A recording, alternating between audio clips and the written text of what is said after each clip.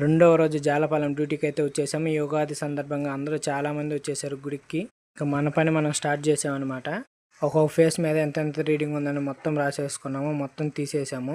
Multimeter పెట్టేసి మొత్తం check చేసాము. ఎక్కడెక్కడ లోడ్ ఎక్కువ ఉంది, ఎక్కడ లోడ్ తక్కువ ఉంది మొత్తం రాసేసుకున్నాము. ఈసారి మాత్రం కొంచెం ఎగ్జిబిషన్ టైప్లో ఎక్కువ పెట్టేశారు మన వాళ్ళు. ఈసారి మాత్రం అన్నీ డబుల్ పెట్టేశాడు మొత్తము. అన్నీ డబుల్ ఉన్నాయన్నమాట.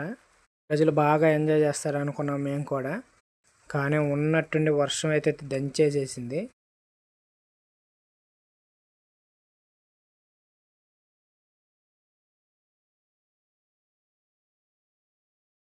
ఉగాది రోజు ఫస్ట్ టైం అనమాట వర్షం పడటం. ఇంతవరకు నేను చూడలేదు.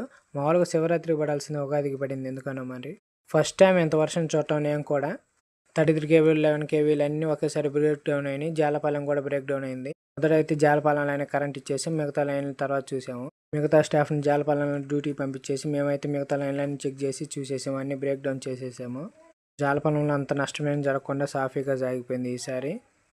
Thank you for watching friends.